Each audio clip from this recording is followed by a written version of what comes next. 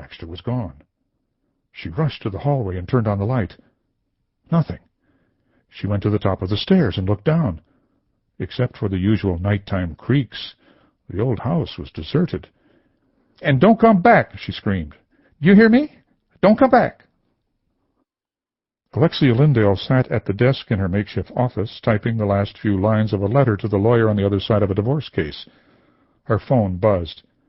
"Alex, it's Rena Richardson," said the receptionist for the real estate company where Alex was temporarily quartered. "She says it's urgent." Everything with Rena was urgent. The transfer went through, and Alex picked up the receiver. "What is it?" Rena's breathless voice held the twang of the Appalachian Hills where she'd been raised. "Jeffrey came to see me this morning. He gave me the information you need to sue his father for using the power of attorney to transfer property out of Baxter's name." "What kind of information?" "Names of companies, how much Baxter owned before the accident, and the amount that he owns now." Alex picked up a folder from the stack of Richardson files in the corner of her desk. Inside was a copy of a durable power of attorney Baxter had signed at age 18, giving his father, Ezra, absolute control over his personal and business affairs. "Give them to me." Rena listed the names of the companies and percentages of ownership. Alex didn't recognize any of the entities. In a small town like Santee, the identity of every viable local business enterprise should be common knowledge. "They're probably shell companies or subsidiaries of Richardson and Company, set up for particular projects," Alex said. "I don't know what you're talking about." The lawyer ran her fingers through her dark hair. "I'm thinking out loud. I'll need you to fax Jeffrey's list to me. Did Jeffrey tell you why he is willing to sabotage his father?" "He wants to help me, and thinks it's wrong what Ezra's doing to me and Baxter." Alex had heard this before, yet remained unconvinced of Jeffrey's altruism. Her client continued, "And he still doesn't know that you know he's given me information. He wrote down the names of several Richardson employees and said that I should mention them if anyone asks how you found out what Ezra's doing." "I'm not going to do that," Alex retorted, "and I won't let you do it either. If you're questioned under oath about your sources, you'll have to tell the truth. Jeffrey can't hide behind you." "You don't understand," Rena said. "It's not like that. He wants to help me." "Okay," Alex said. "Fax over the information, and I'll think about what to do." "Will other people at your office see it? I'm sure Jeffrey doesn't want anyone else to know what he's doing." Alex sighed. "If you promise to send it in the next 5 minutes, I'll stand by the fax machine and snatch it up before anyone else can read it." "And when would you file suit?" Rena asked. "I want to do it as soon as possible." "I'll call you." Alex hung up the phone and walked down the hallway to the small room that contained the fax and copy machines. In less than a minute, the fax machine began to spit out a single sheet of paper. Alex held it lightly in her fingers as it inched out of the machine. She glanced down at the list of companies. During the 6 years she worked at Liggett & Freeman, Alex knew that Ezra Richardson had hired Ralph Liggett to set up multiple companies and perform legal work in scores of business deals. Though Alex had avoided business law to focus on domestic litigation, she wasn't a total stranger to corporate structures. In divorce cases, she often had to uncover information that businessmen concealed from their wives, and ferreting out key pieces of financial data was one of Alex's strengths. Many ex-husbands still bore the fiscal scars of the beating she'd given them when they tried to hide assets. The lawyer took Jeffrey's list back to her office and put it in her briefcase. It was late afternoon, and a new investigation would have to wait. As she snapped her briefcase shut and entered the hallway, she almost collided with Rachel Downey, the startlingly blonde real estate broker who owned the building. Rachel, a short, jolly woman with a penchant for multiple rings, was always ready for a chat. "Glad I caught you," Rachel said. "I drove by the house on King Street this afternoon. I'm even more convinced that it's going to make a great office for you. When is your contractor going to start the renovation?" "Soon. We were together this afternoon, but we didn't talk business." Rachel raised her eyebrows. "Gwen Jones told me you were spending a lot of time with your contractor. Isn't he also some kind of minister?" Alex smiled. "Yes, he's the music minister at the Sandy Flats Church." "What else did Gwen say?" Rachel stepped closer.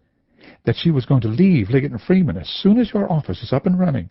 She's already picked out a secretarial desk and a credenza. Well, keep that quiet. If one of the partners finds out, they'll fire her before I'm ready to start paying her. Rachel lowered her voice. Your plans are safe with me. Alex was less sure. Rachel continued, Tell me more about your music-loving contractor. Alex stepped back. There's not much to tell. He's a minister who plays the piano. And from what I've heard, he's quite a bit older than you are. He was in the 7th grade when I was born. Alex watched as Rachel quickly did the math in her head. With a daughter almost as old as you are, the realtor added.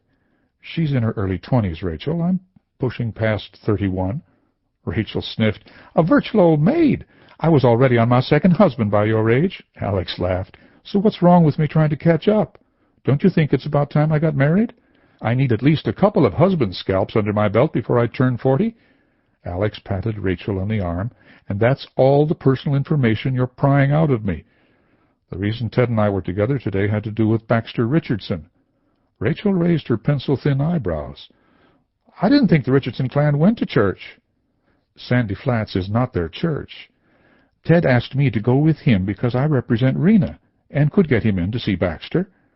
Alex paused, not knowing how to explain to Rachel that Ted Morgan saw music as a form of prayer for a sick person. She wasn't sure about it herself.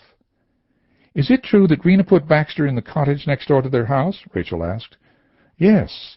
They've turned it into a long-term care facility. How's he doing? No closer to waking up than the first time I saw him in ICU in Greenville. He's in a coma and paralyzed from the neck down. He's breathing on his own, but that's about it. His mental status is a mystery. Rachel shook her head. He's the best of the lot. I brokered some deals with his father, but I had to watch him like a hawk. And Jeffrey is just as bad, or worse. He tried to cheat me out of a commission, but backpedaled in a hurry when I caught him. Rachel's tongue could be smooth as soft butter when describing a house for sale, but she wouldn't hesitate to use it as a dagger if attacked or swindled. Jeffrey was wise to back down. If anybody else tries to take advantage of you, call me, Alex said. I'll write them a nasty letter. Rachel fluffed up her hair. That's okay. You did great work getting me out of my last huge marital mistake. I'll save you for the big problems. Then get a prenuptial agreement, and don't fall for a guy just because he buys you rings. Rachel held up her hands and wiggled her bejeweled fingers. Don't worry. I've run out of room. Good. Rachel pointed to the lawyer's bare left hand and exclaimed as if making a grand discovery, Look, Alex, you've got plenty of space. Ted Morgan sat alone on the front pew in the quiet sanctuary of the Sandy Flats Church.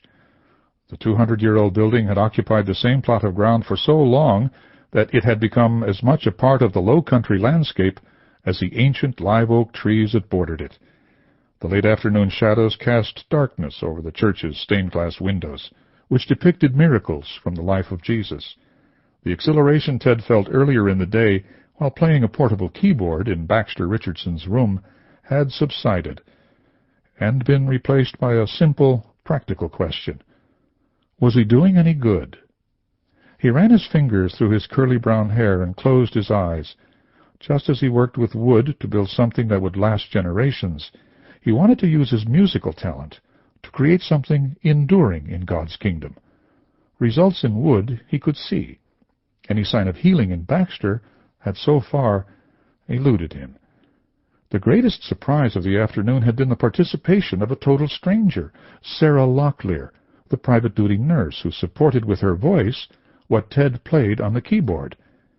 Ted and Sarah's seamless improvisational worship would have made veteran jazz performers jealous. Nevertheless, upon reflection, Ted was disappointed. He wanted results, not a sensory high. The music minister didn't play so that he could feel good. He played as a way to bring heaven to earth. While he savored the emotional byproducts that flowed to him through musical expression, his fingers touched the keyboard for other reasons. Frustrated, he stood and looked up at the lightly stained beams that met in sharp points overhead, like the skeleton of an ancient ship. Years before, he defeated the artistic seduction that ensnares some musicians in